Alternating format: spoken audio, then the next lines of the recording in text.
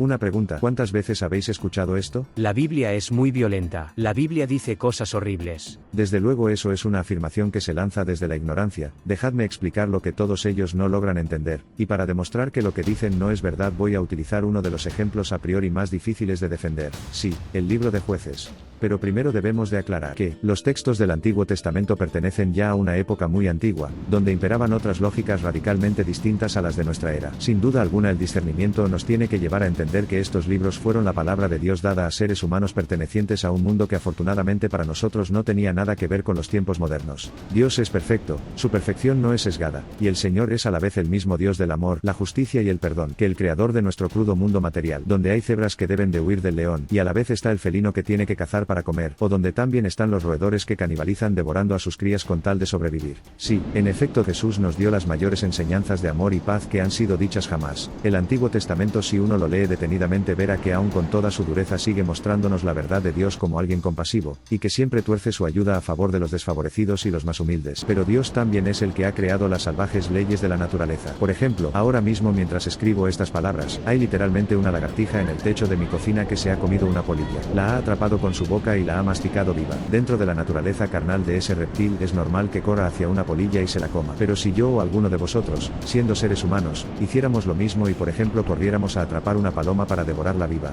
desde luego no sería algo normal.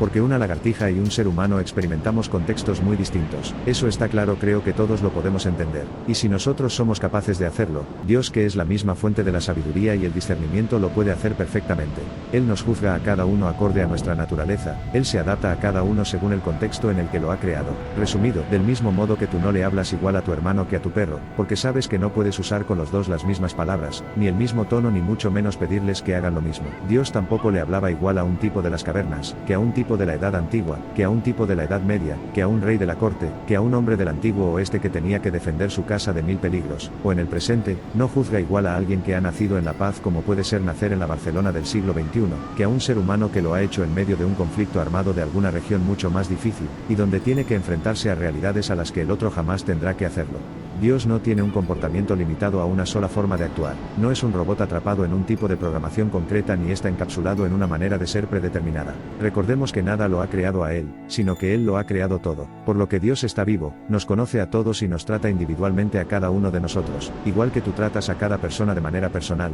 y única según como la conozcas a esta. Por ende no va a hablarnos ni a pedirnos a todos las mismas cosas, tampoco nos va a juzgar arbitrariamente sin tener en cuenta el contexto en el que nos encontrábamos o que se nos pasaba entonces por la cabeza. Entender esto, es puro discernimiento. Él nos habla, nos manda y nos juzga según nuestra naturaleza y contexto. La época del Antiguo Testamento era socialmente más cercana a la de la escritura del Código de Hammurabi. Obviamente ya había civilizaciones, las sociedades de aquellos tiempos fueron fascinantes, pero en serio, mirad cómo es la gente en el siglo XXI o pensad cómo aún la humanidad nos sigue decepcionando. Solo observad el mundo actual desde una perspectiva general y reflexionad sobre lo que veis.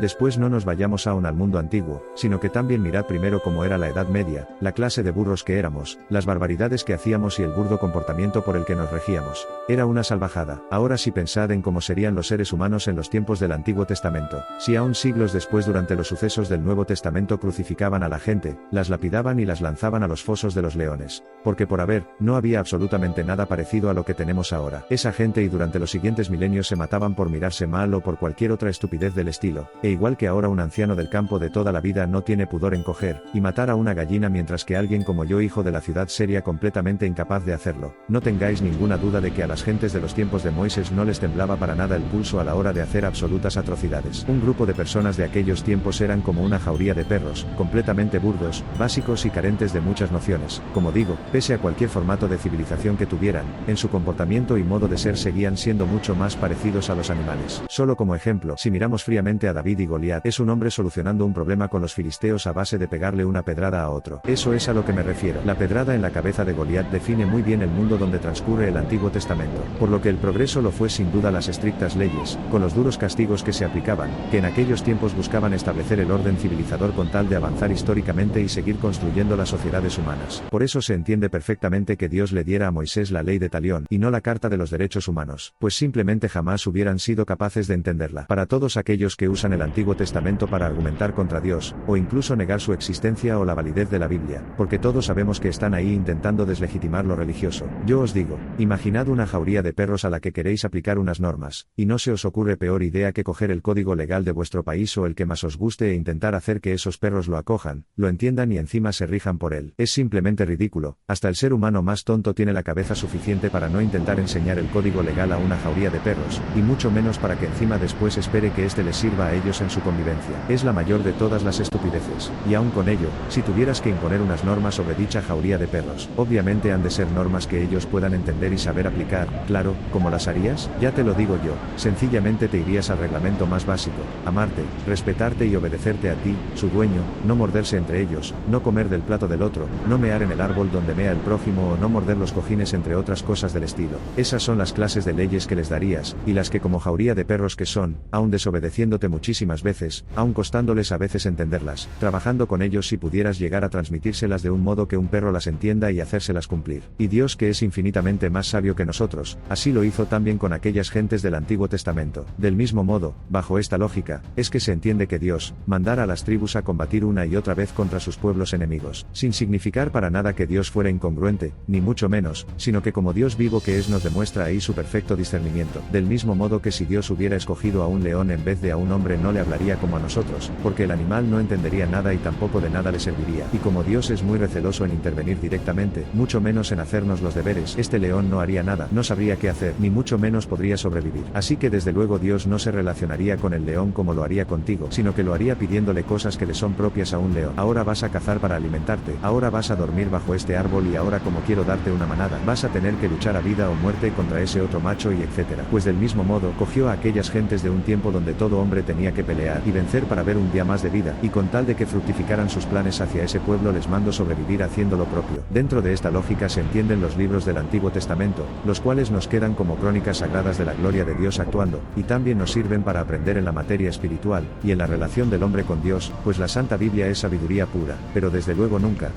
hay que caer en el presentismo, llevando nuestras lógicas al pasado ni mucho menos, tampoco trayendo las lógicas del pasado a nuestra época. Hay que saber discernir, como cuando abrimos un libro de historia y podemos aprender de los macedonios, los romanos o los mongoles, entre otros ejemplos, pero jamás se nos ocurriría traer muchas de sus prácticas y costumbres sociales a nuestro mundo. Ese tipo de lectura la debemos hacer igual con el Antiguo Testamento, aprender de lo que hay que aprender y sí, también entender lo que debemos entender que era aquel tiempo. No somos aquellas civilizaciones, ni ellos eran nosotros. Ahora sí, vayamos al libro de Jueces.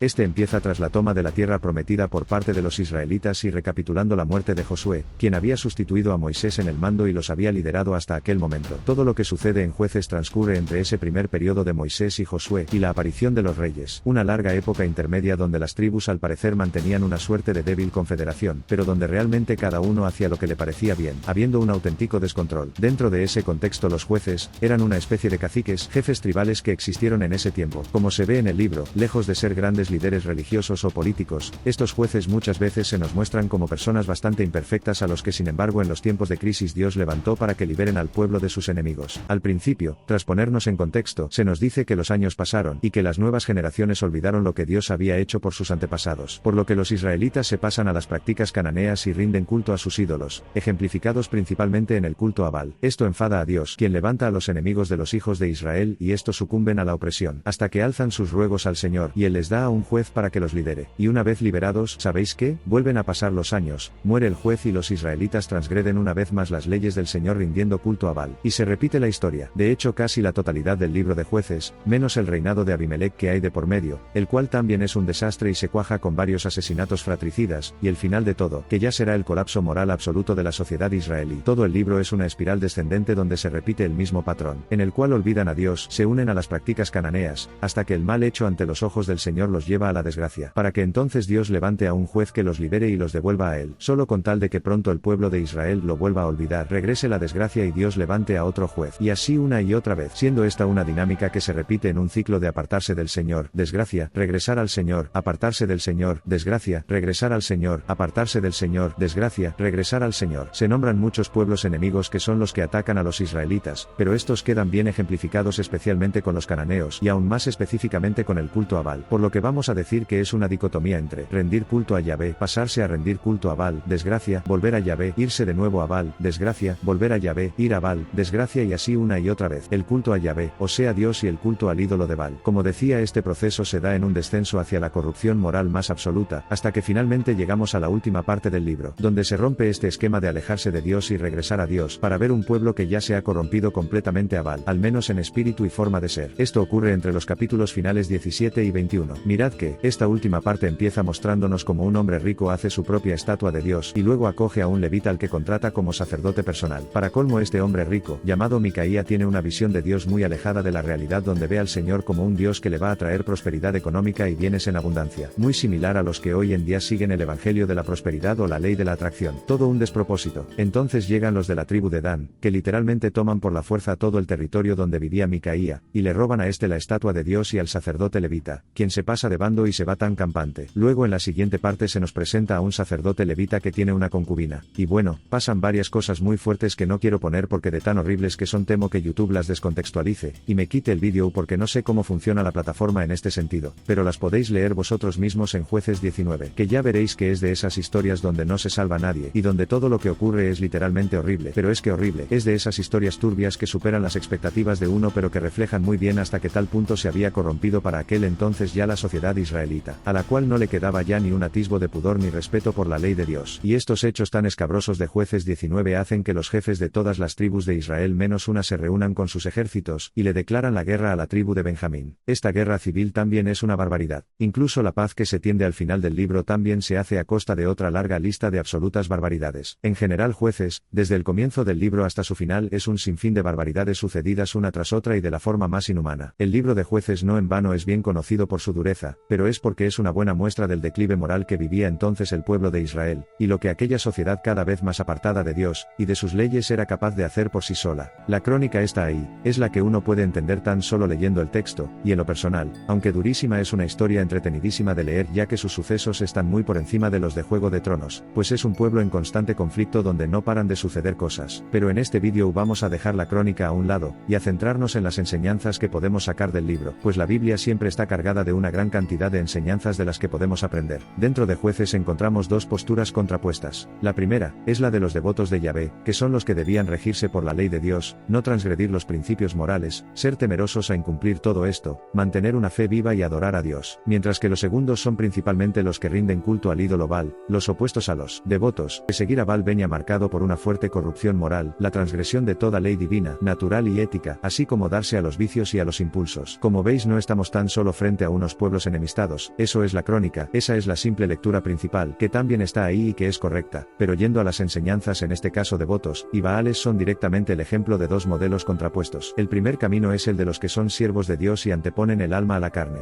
mientras el segundo es el de los que niegan al Señor y son siervos de lo terrenal, aseverando que no son más que animales. Algunos dirán, pero si en Jueces los devotos no es que sean muy puros, al contrario, más bien están en un descenso espiritual constante. Y claro, es que de eso nos habla el libro. El resto de seres humanos tampoco lo somos. Las imperfecciones del pueblo de Israel están a la altura de nuestras imperfecciones. Además, se nos está mostrando una devoción menguante, una corrupción cada vez mayor de las prácticas espirituales, las cuales al final del libro ya están completamente tergiversadas. Poco o nada del camino que se les había marcado queda en ellos, e Israel es un caos donde al menos en lo moral todo el mundo rinde culto a Baal. Se nos están enseñando las consecuencias progresivas de apartarse de Dios, entre los devotos que al principio llegan con Josué, los cuales ya cargaban con su propia idiosincrasia, aunque bueno, seguir a Dios nunca ha implicado el ser perfectos, al contrario, el ser imperfectos pero siervos del Rey y esforzándonos, y ya las siguientes generaciones que vienen después de esta, las cuales paulatinamente a lo largo del libro van degenerando en una montaña rusa de problemas hasta que la situación acaba estallando con la catástrofe final. En todo caso, tenemos que ver en esas personas la representación de nuestra propia corrupción moral, y las imperfecciones personales de cada uno de nosotros, pues a decir verdad todos somos seres humanos cargados, digámoslo así, de una exorbitante humanidad con la que debemos aprender a lidiar, porque si Dios ha querido que estos libros estén en las Escrituras no es para que juzguemos a personas de tiempos ya tan remotos, sino para que aprendamos de sus errores, que al ser tan grotescos quedan muy patentes y en evidencia, para que nosotros los usemos como lecciones a la hora de enfrentarnos a nuestros propios errores, primero en lo personal y luego en la comunidad.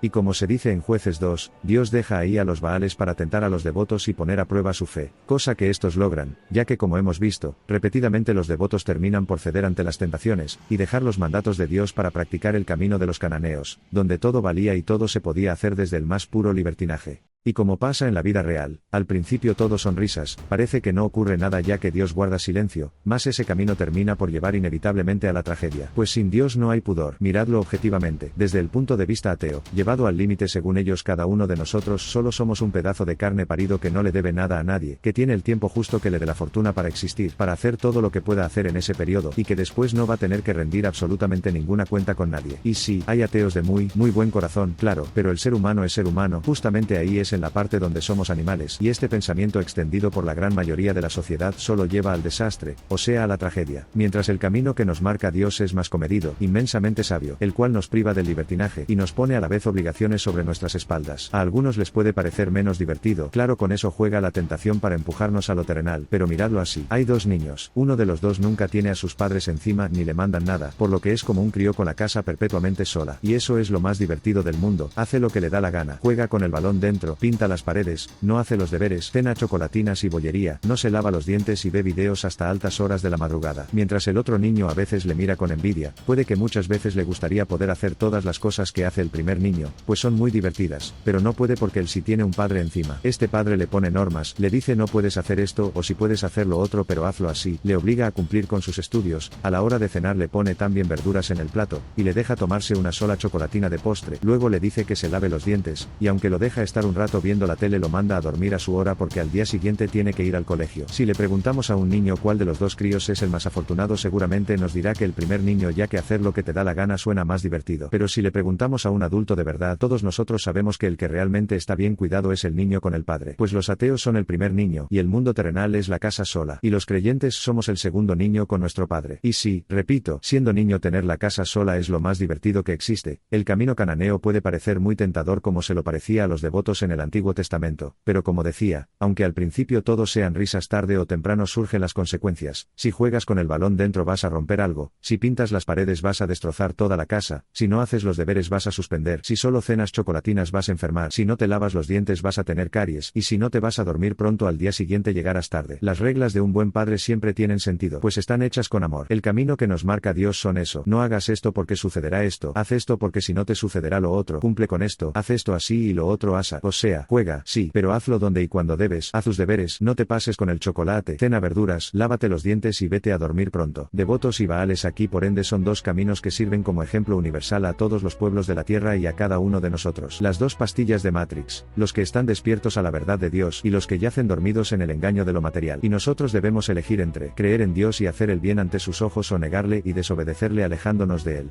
Como veis, el Antiguo Testamento no es irracionalmente violento, al contrario, nos ilustra con una enorme sabiduría que no pretende crearnos una burbujita idílica e irreal como muchas veces hacen ahora, sino que sus páginas nos enseñan desde la crudeza misma de la vida a entender a Dios, a buscar a Dios y a servir mejor a Dios. Porque no, ni durante milenios, ni hoy en día en muchas partes del mundo e incluso tampoco en vuestras mismas ciudades donde también hay personas que lo pasan muy mal, no todos han tenido la suerte que hemos tenido muchos de nosotros de vivir en esta realidad que, aunque de inocente no tenga nada, ni digo que no haya problemas, porque los hay, sí que estamos amparados dentro de lo que cabe por una fuerte burbuja de paz, relativa tranquilidad y problemas entre comillas del mundo moderno. Y es en estas circunstancias y no en otras en las que muchos acomodados occidentales critican sin pudor ni conocimiento el Antiguo Testamento, pero os digo a los que estéis pasando por un mal momento, hay mucha más luz en la Sagrada Biblia de la que podéis sospechar, ahí vais a aprender a ver a Dios incluso en los malos tiempos, y en el desastre que esté devorando vuestras vidas, así como os digo que entender sus enseñanzas os va a dar una nueva dimensión de saber, y de herramientas con las que movernos incluso en el mundo moderno. Yo en lo personal, voy a contar que fue en un desierto propio de unos años de duración y donde lo he pasado mal, cuando admito que sobre todos los otros libros y todas las otras enseñanzas, descubrí para mi sorpresa que era la palabra del Antiguo Testamento y no otra, la que me acompañaba en mi prueba y en mi dolor,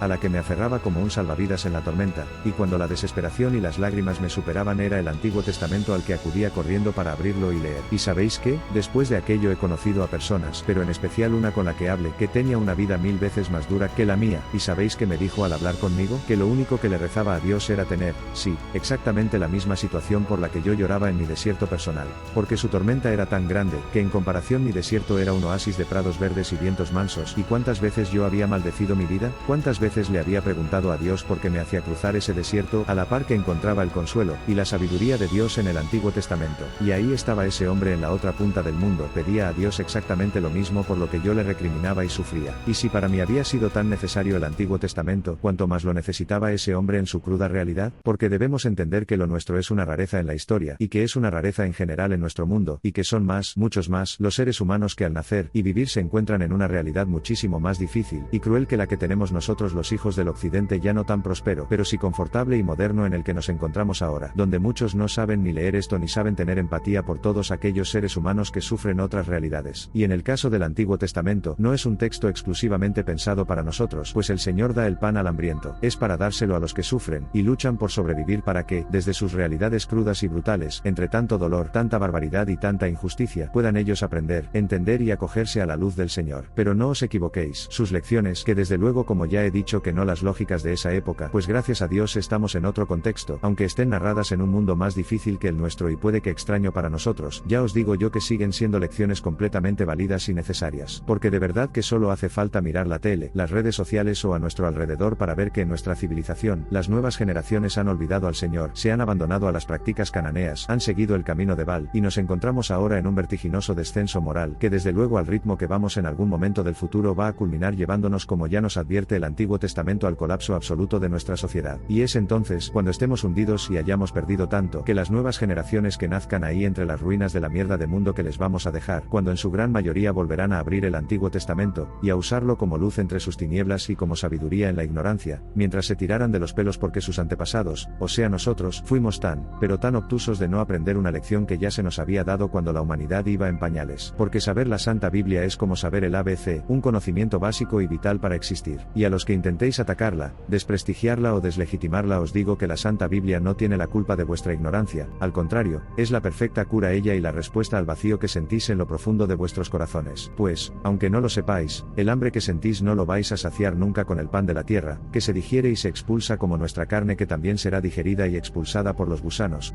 Así que voy a terminar invitando a todo el mundo a que leáis más la Biblia, a que aprendáis más de la Biblia, y a que viváis teniendo más en cuenta la Biblia, pues la Biblia es como el agua dulce para el sediento, y contra nuestras pruebas diarias es mejor que tomarse un ibuprofeno a tiempo para la migraña.